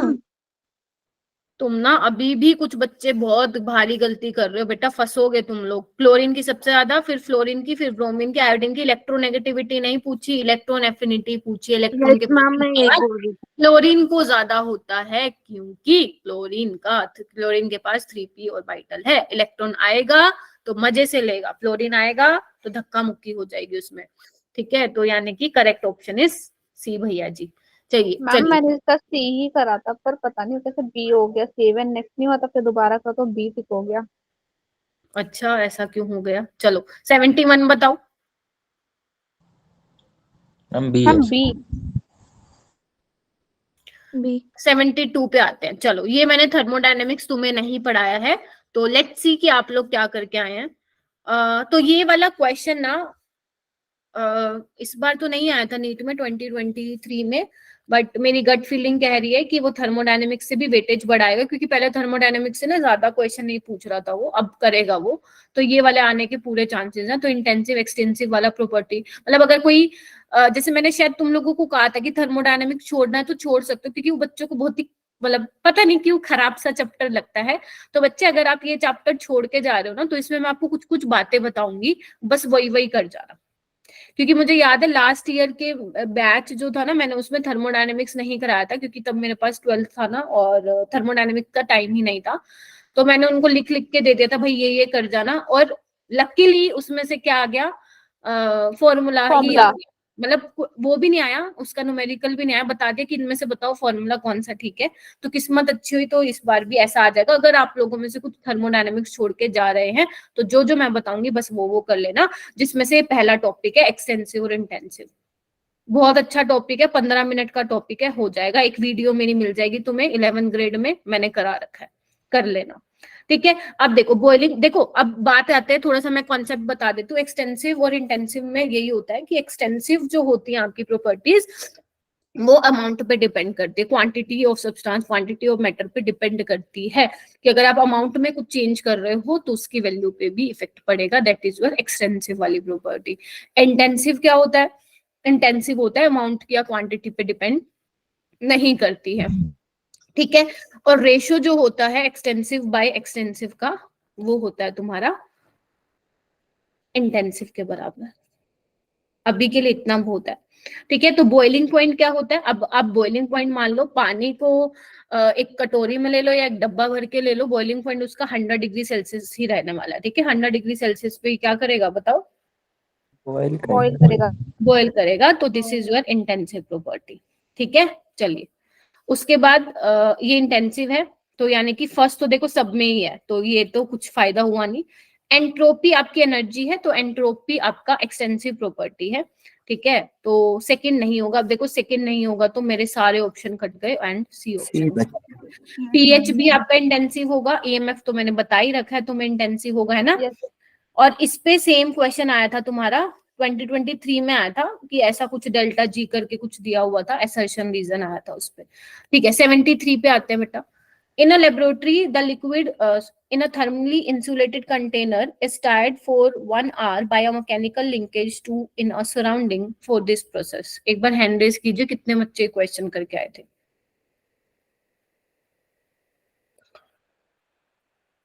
कोई नहीं करके आया? हम करके आए थे। अच्छा अच्छा अच्छा, दिख रहा है, अरे हैंड रेज किया हुआ है। दीपक आप नहीं करके आए थे क्या? No ma'am. मतलब अभी थर्मो प्रिपेयर नहीं हुआ है? No ma'am. ठीक है, अगर तुम थर्मो छोड़ के जा रहे हो एक बार मुझे प्लीज इन्फॉर्म कर देना, सो दैट जो चीजें मैं बताऊं वो कर जाना बस, ठीक है। और अगर नहीं छोड़ के जा रहे हैं तो फिर दैट्स फाइन, ठीक है। मैम हमें भी बता दीजिएगा। अरे हाँ, अरे तुम भी कैसी बातें करते हो बिल्कुल बताऊंगी, ठीक है। हाँ जी, क्या करके आए तुम लोग ये सारे बच्चे? D D ma'am D. D for dog, yes. देखो Yes, ma'am. दो ऑप्शन तो एलिमिनेट हो जाएंगे, थर्मली इंसुलेटेड देके, इंसुलेटेड में क्या हीट का आदान प्रदान नहीं हो रहा system to surrounding and vice versa, तो क्यू तो 0 होगा। अब देखो ना, मैंने ना, हाँ आप लोगों को नहीं पढ़ाया है, थोड़ी सी बता देती हूँ बेटा। अगर आपको देखो इसमें ना जनरली हम सिस्टम की बहुत बात करते हैं, सिस्टम की, जो आपका गैस सिलेंडर लेते हो उसको हम सिस्टम बोलते हैं, पिस्टन की बात करते हैं, ठीक है। तो जो अगर मान लो बेटा, अगर आप जो आपके सामने सिस्टम है, अगर आप सिस्टम की कुछ हेल्प कर रहे हो, मतलब आप सिस्टम को कुछ दे रहे हो, सिस्टम की मदद कर रहे हो, तो वो इस चैप्टर में आप लोगों के लिए भगवान जैसा हो जाता है। अगर आप सिस्टम से कुछ ले रहे हो तो वो नेगेटिव हो जाता है, सेम ऐसे ही। तो इस क्वेश्चन में क्या है, liquid in a thermally insulated container में पड़ा है, उसको आप स्टर कर रहे हो for 1 hour, right, by mechanical linkage to an surrounding, ठीक है। तो बेसिकली इसका मतलब क्या है कि आप सिस्टम पे काम कर रहे हो। अगर आप सिस्टम पे काम कर रहे हो तो आप सिस्टम को कुछ प्रोवाइड करा रहे हो, ठीक है। तो सिस्टम को प्रोवाइड करा रहे हो तो वर्क डन क्या होगा, आप ऑन द सिस्टम करा रहे हो, yes, work done on a system positive होता है।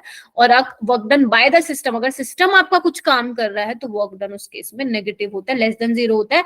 एंड ये फिजिक्स से उल्टा होता है, तो कंफ्यूज मत होना ये दोनों चैप्टर्स में, फिजिक्स में और केमिस्ट्री में थोड़ा साइन कन्वेंशन में बेटा फर्क आता है, तो ध्यान रखना। Work done on the system positive होता है, work done by the system negative होता है। अगर आप ये चैप्टर पढ़ते हैं ना, तो आप बेशक कोई भी बुक से आप रेफर कर रहे हैं, किसी टीचर के नोट्स रेफर कर रहे हैं, तो जब ये कॉन्सेप्ट समझाया जाता है तो ये वाला क्वेश्चन भी कराता है टीचर, किसी का भी आप वीडियो देख लेना, ठीक है, क्योंकि अच्छा एग्जाम्पल होता है लेने के लिए।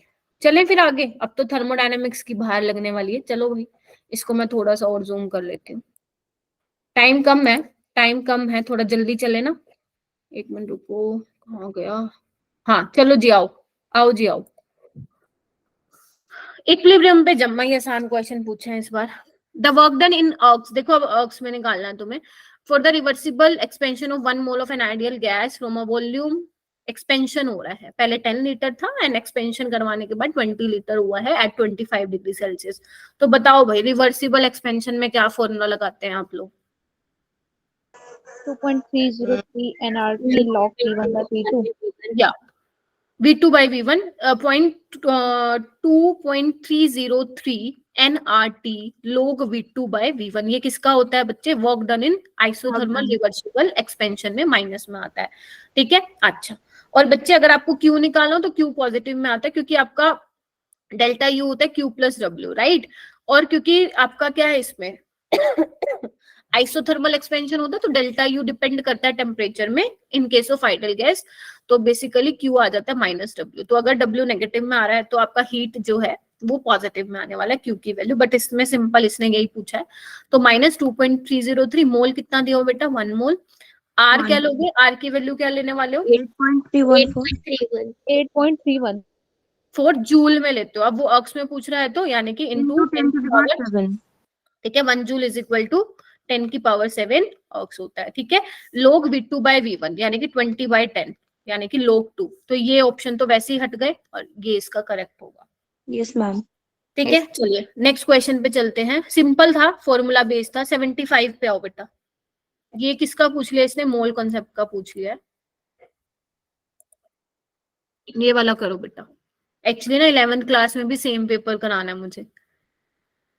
मैम उनका भी सेम ही आया था। हाँ, 11th का FST सेम बना है उनका। उसमें एक तनिष्का स्टूडेंट है, वो बहुत अच्छा कर रही है।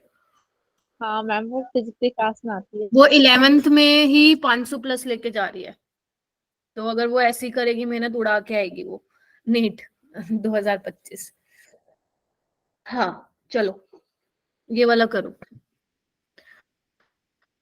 0.6 mole of ammonia in vessel of इतना 2 डेसीमीटर क्यूब। ध्यान रखना 1 litre is equal to 1 decimetre cube होता है। was brought to equilibrium. The vessel was then found to contain 0.15 mole of H2 by the reaction. अच्छा, equilibrium का ही question है। Okay, तो मैं ये बताऊं सर? Yes ma'am. किसका हो गया था? अनुष्का का हो गया, साक्षी का हो गया, मुस्कान जी का हो गया। और बताओ, ये बहुत अच्छा क्वेश्चन है, प्यारा क्वेश्चन है, और ऐसे क्वेश्चन की बहुत ज्यादा मतलब ऐसे क्वेश्चन बहुत चर्चा में रहते हैं, राइट। चलिए, कोई एक्सप्लेन करेगा क्या मुझे? 3 ही स्टूडेंट्स ने हैंड रेज किया भाई। मनीषा एक्सप्लेन करो बेटा, चलो आ जाओ। मैम इक्विलिब्रियम पे होता है कि इक्विलिब्रियम कंसंट्रेशन ऑफ प्रोडक्ट और अपॉन में कंसंट्रेशन ऑफ रिएक्टेंट। तो यहाँ पे कंसंट्रेशन ऑफ प्रोडक्ट दे रखा है H2 की पावर 3 होगी और NH3 की पावर 2 होगी अपॉन में N2। फिर उसका इसकी जो वैल्यू दे रखी है NH3 की, उसकी रख देंगे NH3 की जगह 0.6 रख देंगे, और वेसल्स NH3 की जगह 0.6 रख देंगे, और H2 की जगह 0.015 रख देंगे, उसकी पावर 3। तो इसको डिवाइड करके वहां पे वैल्यू आ जाएगी मैम। कितनी आई? मैम 0.25 मोल पर डेसीमीटर क्यूब। बट ये कॉन्सेप्ट गलत है बेटा। मैम मैं बताऊं? अप्रोच गलत हो गई मनीषा यहाँ पे बेटा। चलो पहले तुम बताओ साक्षी, फिर मैं एक्सप्लेन करती हूँ थोड़ा। मैम हमें इसकी रिएक्शन दे रखी है 2NH3 से, मतलब N2 प्लस CH2 से 2NH3 बन रहा है। मैम इनिशियली हमारे पास 0.6 मोल्स ऑफ मतलब NH3 के थे, और N2 और CH2 0 था। एक बार रुक जाओ, तुम्हारी अप्रोच सही है। अब आओ मैं बताती हूँ तुम्हें, नहीं तो टाइम ज्यादा हो जाएगा। साक्षी तुम्हारा आंसर डी आया होगा, जिसने भी ऐसे किया है। देखो बच्चे, जब आप केसी निकालते हो ना, पहली बात है ये करना ही नहीं है यहाँ पे, इसने कुछ पूछा ही नहीं है ऐसा, ठीक है, क्योंकि इक्विलिब्रियम पे कंसंट्रेशन दी ही नहीं हुई उन्होंने, ठीक है। इधर देखो, तो आप ये निकालते हो सिंपल, राइट। तो जब आप ये कॉन्सेप्ट पढ़ते हो ना, तो आपको ये सिखाया जाता है कि जो यहाँ पे कॉन्सेंट्रेशन है ना, जैसे सपोज ये वाली रिएक्शन है, तो अमोनिया, नाइट्रोजन और हाइड्रोजन की जो कॉन्सेंट्रेशन है वो आपको वो पुट करनी है जो इक्विलिब्रियम पे हो। बट इसने क्या बोला, 0.6 मोल ऑफ अमोनिया जो लिया गया है 2 लीटर कंटेनर पे, वो स्टार्टिंग में था जब आपकी रिएक्शन स्टार्ट नहीं हुई। देखो ना, वो ब्रोड टू इक्विलिब्रियम, इसको लाया गया इक्विलिब्रियम पे। इक्विलिब्रियम पे वैल्यू नहीं दे रखी इसमें, समझे गए कि नहीं समझे गए? इक्विलिब्रियम पे, और पेपर में क्वेश्चन आना चांसेस कम है कि वो डायरेक्ट आपको इक्विलिब्रियम कांस्टेंट, ऐसा नहीं आएगा, नहीं, नीट में इजी आता है क्वेश्चन, तो वो हो सकता है कि वैसा भी दे दे, बट चांसेस कम है। चांसेस होते हैं ऐसे वाले क्वेश्चन आने के, अगर केमिकल इक्विलिब्रियम से आ रहा है। तो इनिशियली आपके पास 0.6 मोल है, मैं इसको वॉल्यूम को बाद में लूंगी, और आपका इसको उल्टा भी करना पड़ेगा हमें ना थोड़ा, क्योंकि वो अमोनिया बोल रहा है, तो रिएक्शन को उल्टा कर दो, कोई दिक्कत नहीं है। क्योंकि इक्विलिब्रियम अगर आपने पढ़ा होगा, अपनी शायद एक भी क्लास नहीं हुई है, तो आप किसी भी साइड से अचीव कर सकते हो, फॉरवर्ड साइड से भी और बैकवर्ड साइड से भी, ठीक है। तो मैंने इसको ऐसे लिख दिया जैसे रिएक्शन में हमें बोल रखा है। तो ये मेरे पास 0.6 मोल है, ये 0 है, राइट। एंड डोंट वरी, मैं इक्विलिब्रियम कराऊंगी तुम्हें, कल ही होगा, परसों।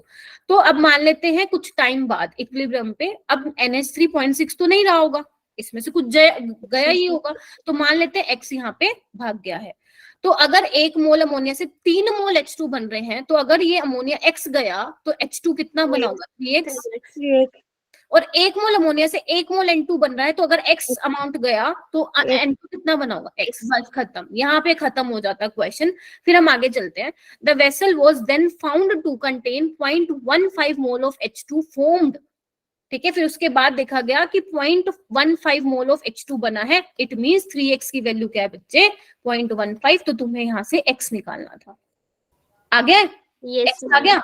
अब सारे ऑप्शन जब पढ़ोगे ऐसे, तुम अमोनिया की निकाल लोगे X की वैल्यू पुट करके, तो ये आंसर आएगा कि जो अमोनिया की कंसंट्रेशन एट इक्विलिब्रियम पे वो 0.25 मोल पर डेसीमीटर क्यूब आएगा। और बच्चे ट्रस्ट मी, जब तुम ये चैप्टर पढ़ोगे और तुम इसके PYQs करोगे, कम से कम तुम्हें जेई में तो इसके 20 क्वेश्चन दिखेंगे अगर करते हो तो। अगर मैं सिंपल आपकी नीट की भी बात करूं तो तुम्हें 10 से 12 PYQs मिलेंगे ऐसे ऐसे नीट के, जिसमें तुम्हें स्टार्टिंग में दे रखा है अमाउंट कितना था, फिर इतना फलाना तुम्हें इक्विलिब्रियम पे मिला, और ऐसे कर करके तुम्हें वैल्यू निकाल के आनी है।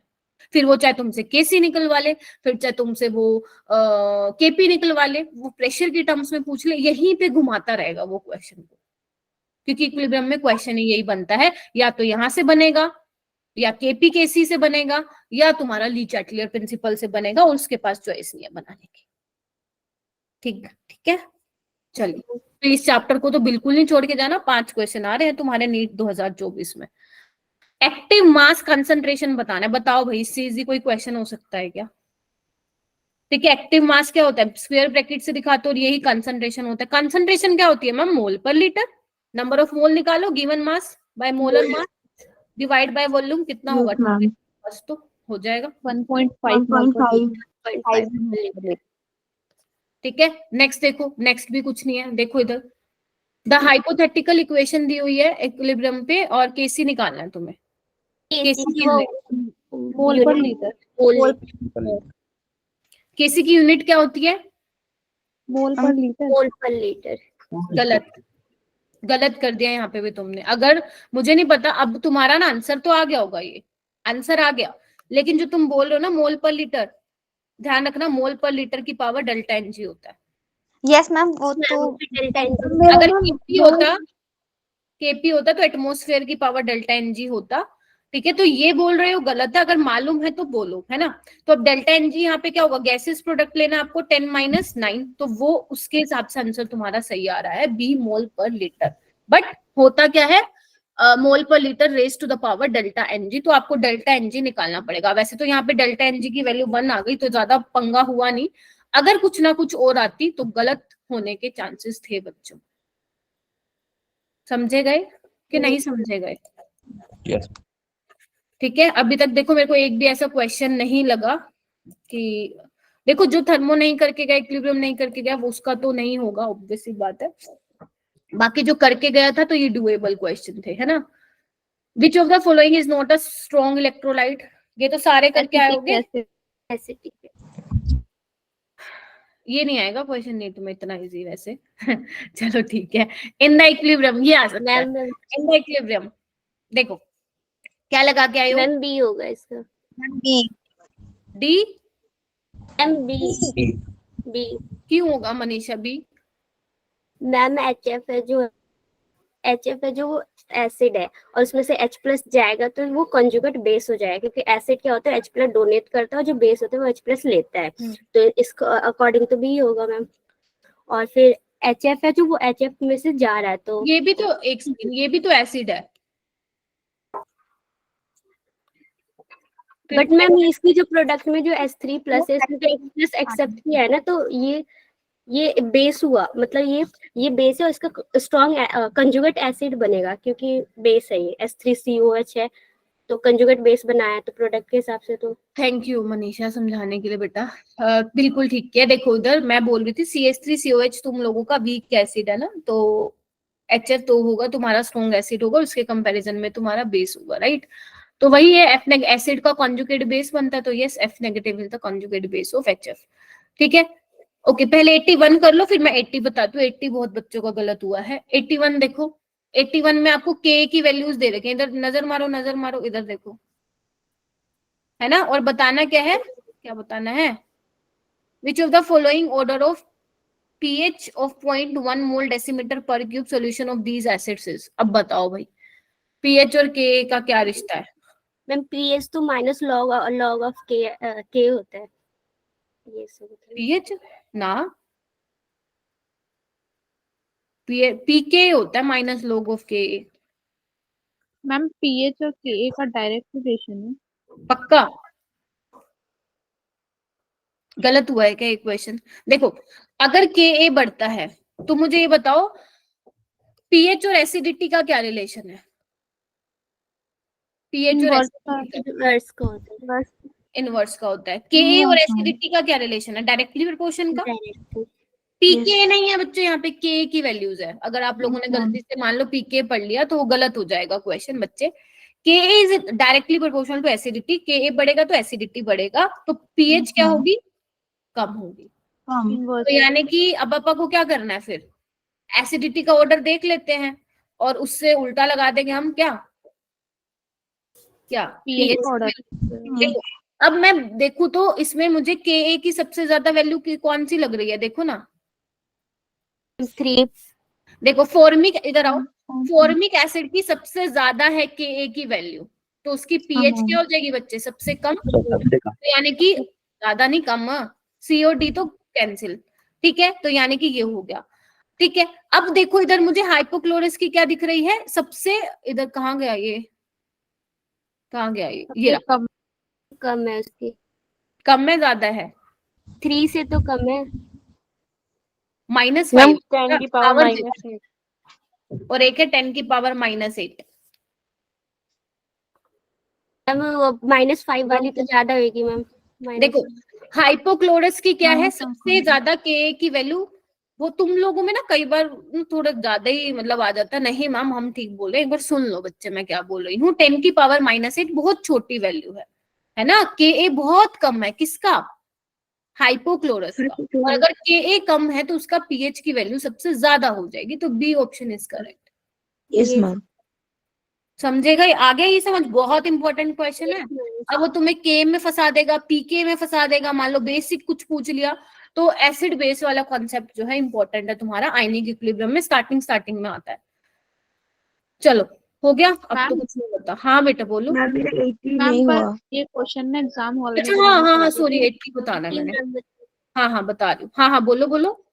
मैम ये क्वेश्चन मैंने ऐसे नहीं करा था, मतलब मैंने तो ये देखा था कि फॉर्मिक एसिड तो सबसे वीक एसिड है तो उसकी पीएच सबसे कम होगी, फिर एसिटिक एसिड, और ऐसा एक ही ऑप्शन था तो मैंने बी ऑप्शन लगाया था। हाँ ये ऑर्गेनिक तुमने यूज कर लिया इधर, कोई बुरी बात नहीं है, तभी ये ठीक हो गया। बट अगर पेपर में आया तो हो सकता है तुम ऐसे नहीं पता लगा पाओ, तो फिर उसके लिए तुम्हें चाहिए होंगी बेटा पीके और के की वैल्यूज, है ना। चलो 80 मैं कराना भूल गई, सॉरी। आ जाओ, देखो अब क्या बोला हुआ है। On adding 0.04 gram solid NaOH to 100 ml M/200 barium hydroxide determine the change in pH.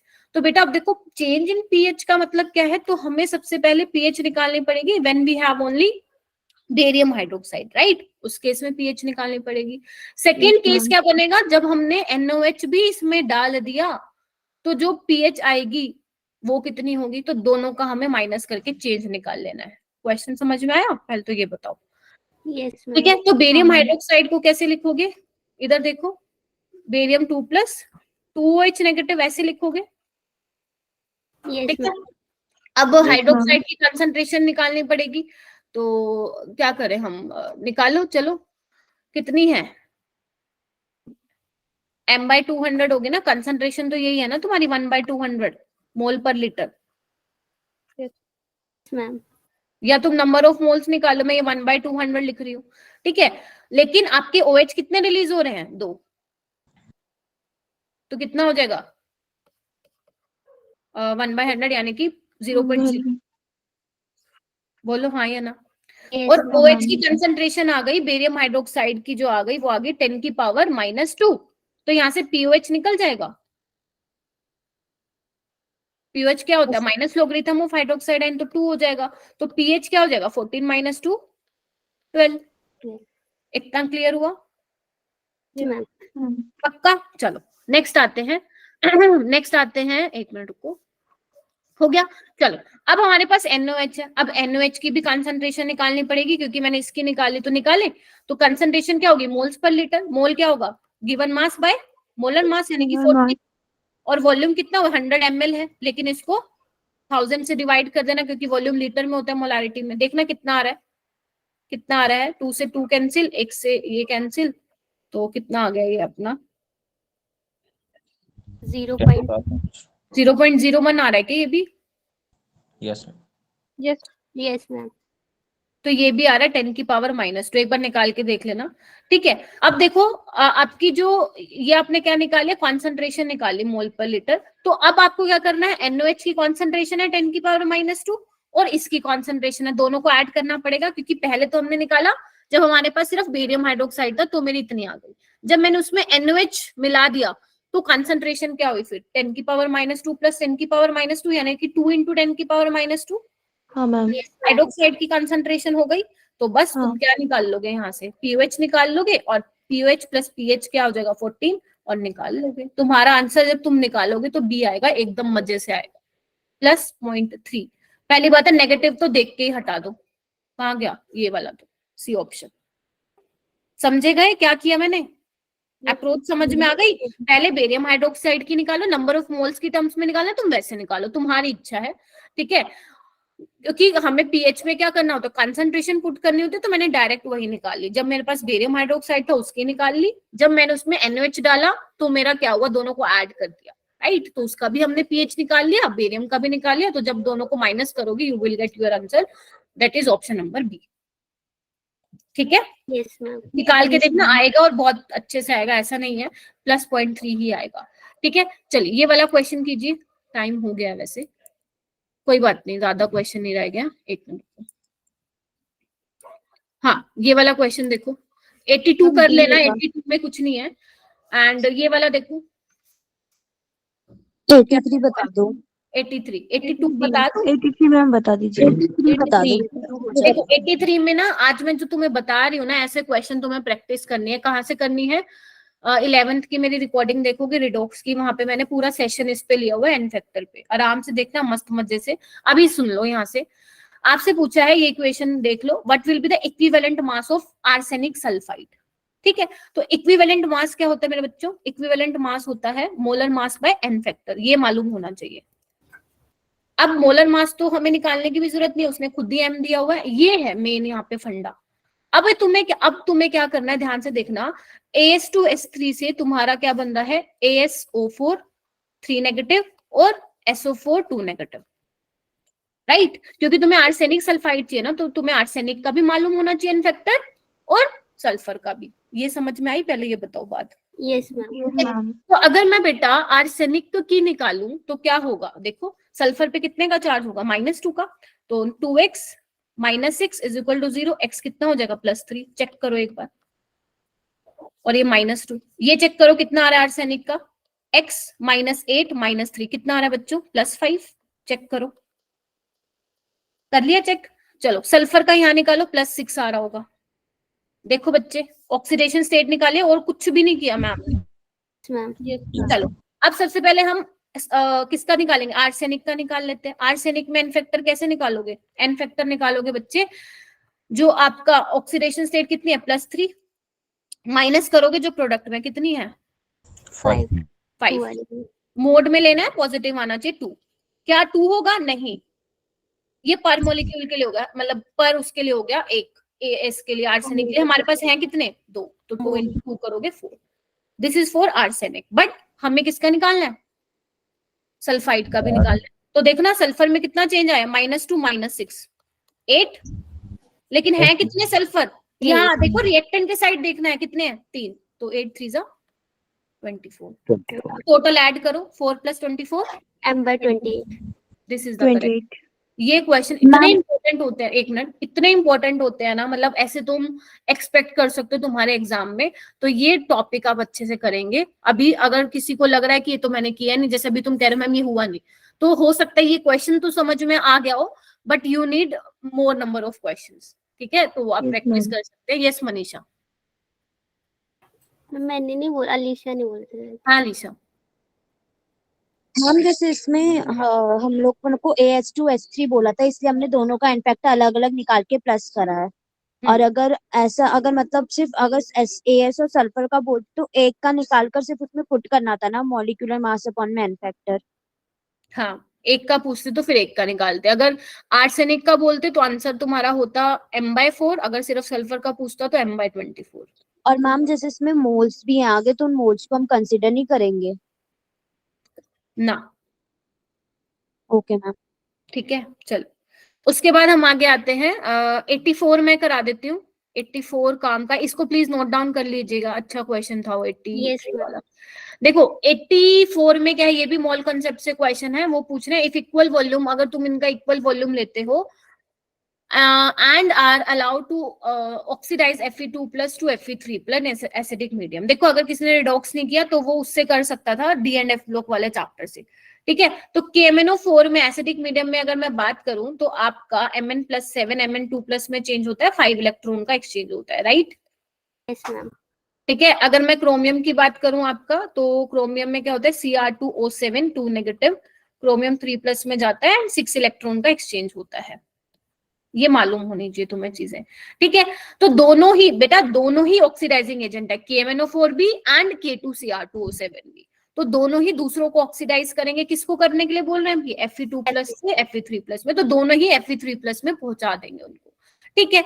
तो अब वो पूछ रहे हैं Fe2+ oxidise will be more by K2Cr2O7 more by KMnO4 या इक्वल। हो सकता है आप लोगों का दिमाग चले कंसंट्रेशन सेम है तो वो हो जाएगा, नहीं, number of mole he change हो जाएंगे। इधर आओ बच्चे, अगर मैं Fe2+, इधर देखो, इसको ऑक्सीडाइज करो, ठीक है, तो इसमें क्या होता है, जब आप रिडॉक्स रिएक्शन करते हैं तो आप बैलेंसिंग जब करते हैं ना, जैसे इसका एन फैक्टर 1 है बच्चे, निकाल सकते हो ना, 2 - 3 इंटू एक ही आयरन है तो 1, तो आयरन के केस में एन फैक्टर 1 है, तो आप क्या करते हो, Mn वाली इक्वेशन को 1 से मल्टीप्लाई कर दोगे और 5 को आप इससे मल्टीप्लाई कर देंगे, ऐसे हम एक दूसरे को दूसरों के एन फैक्टर से कर देते हैं डिवाइड। तो अगर इस केस में करोगे तो 5 मोल ऑफ Fe2 होगा in case of KMnO4, agree करते हो, ठीक है। अगर मैं बात करूंगी पोटेशियम क्रोमेट में तो मुझे 6 से करना पड़ेगा, तो यानी कि in case of potassium dichromate मेरे पास 1 मोल ऑफ, ध्यान से सुनना, 1 मोल ऑफ पोटेशियम डाइक्रोमेट कितने मोल के साथ रिएक्ट कर रहा है, 6 mole of Fe2+,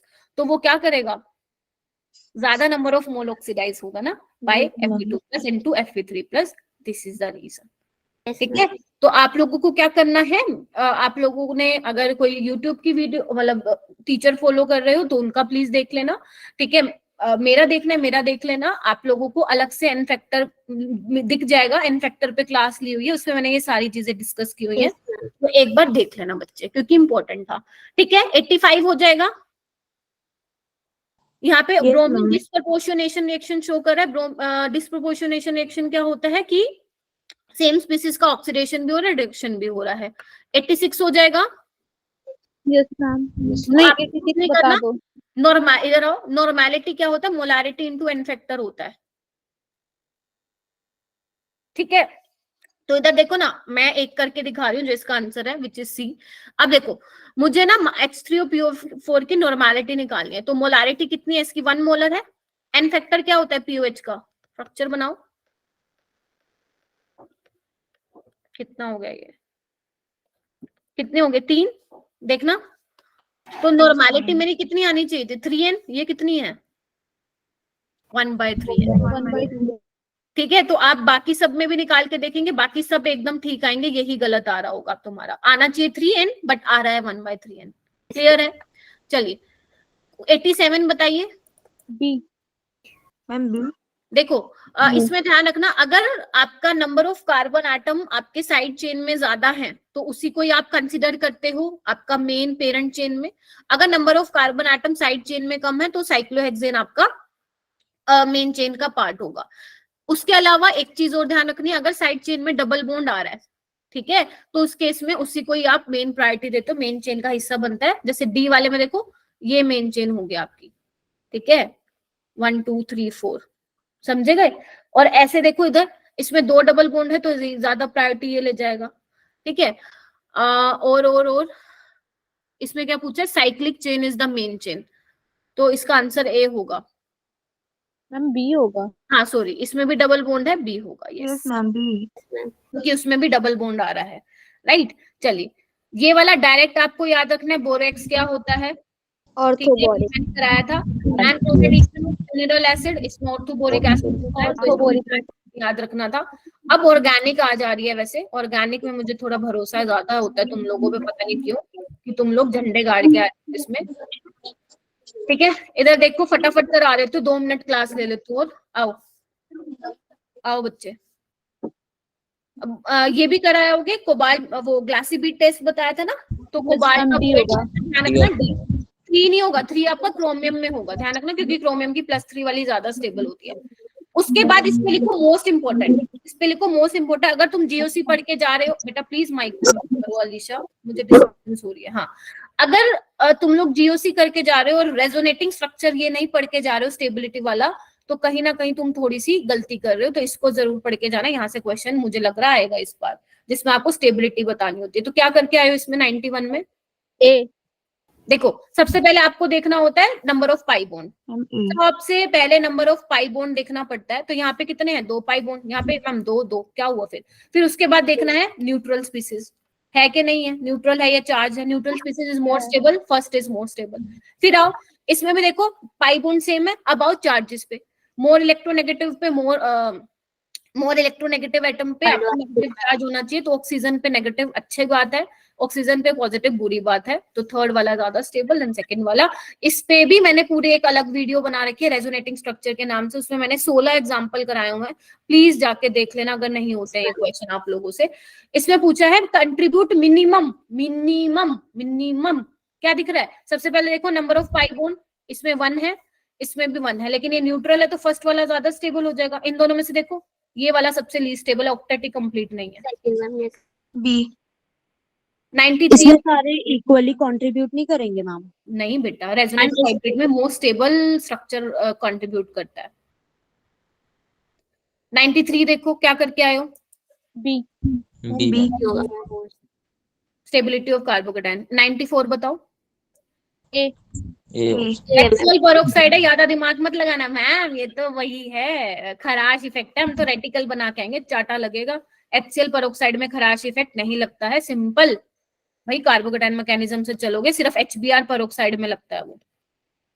yes ma'am, समझे गए? और इसका प्रॉपर एक्सप्लेनेशन दिया हुआ है। ये देखो लगेगा। हाँ जी, उसमें एंटी मार्कोनिकोव लगेगा ना? अरे नहीं, पेरोक्साइड में लगता है वो। अरे हाँ, तुम लोग ना भूल जा रहे हो। 95 कर लोगे। 96 देखो, 96 में ना क्वेश्चन इजी है, बट इसका नामकरण कर लेना तुम लोग। हुआ है क्या किसी का ये क्वेश्चन सोल्व? मैम बी होगा, मतलब मुझे याद था PYQ है ना। देखो आपका ना, मैं आपको बता देती हूँ, जो आपकी एल्कीन रही होगी मैंने बना रखा है, ये बनेगी आप लोगों की ऐसा ऐसा, ठीक है? समझे गए कि नहीं समझे गए? HCl होने वाला है, H2 निकल क्या करेगा, इसको एल्केन में कन्वर्ट कर देगा। तो ऐसे में देखो नंबर ऑफ कार्बन एटम आपके रिंग में ज्यादा है, तो this will be your parent chain. समझे गए कि नहीं समझे गए? Yes ma'am. तो नंबरिंग करो ना, 1 पे मिथाइल है, 1 पे ही प्रोपाइल है, 1 मिथाइल प्रोपाइल साइक्लोहेक्सेन। ये बताओ 87, ओ सॉरी 97, जल्दी बताओ, टाइम हो गया, बच्चे वेट कर रहे होंगे मेरा। हाँ ए। देखो इस पे लिखो, मस्त क्वेश्चन है और इजी भी है। इसमें पूछा है कि सेम अल्कोहल कब मिलेगा। सेम अल्कोहल इन तीनों के केस में, इधर आओ मैं थोड़ा सा बता देती हूँ। इसमें आपको देखना है कार्बोकेटाइन मैकेनिज्म। BH3 में एंटी मार्कोनिकोव्स रूल, कोई अरेंजमेंट कुछ नहीं होगा, सिंपल एंटी मार्कोनिकोव्स। थर्ड में आपको मार्कोनिकोव्स, बट इन तीनों के केस में इन तीनों के केस में ही प्रोडक्ट सेम आएगा। इन दोनों में विदाउट अरेंजमेंट, इसमें रीअरेंजमेंट के साथ अगर हो रही है तो। और इसमें पूछा है सेम अल्कोहल किस में मिलेगा, जब आपकी सिमेट्रिकल एल्केन होगी, only in that case same alcohol आपको मिलेगा, क्योंकि आप इसमें कुछ भी लगा लो सेम ही मिलने वाला है अगर आप तीनों की रिएक्शन इससे कराओगे। ठीक है, 98 में कुछ नहीं करना आपको, दिस इज द आंसर, तोड़ के देख लेना इसको। ठीक है, 99 हो जाएगा, ये कर लिया। या थर्ड आपका फ्रांसिस और फ्रांस ए होगा। Last one. मैम 100 तो डी। अच्छा मैं बायोलॉजी पे आ गई क्या? अच्छा एक सेकंड रुको। हाँ डी होगा क्योंकि एसपी है, मोर एसिडिक होगा। फाइनली कर दिया अपने। अगर थोड़े क्वेश्चन रह जाते तो मेरे रह जाता कि मैंने नहीं करा आपको।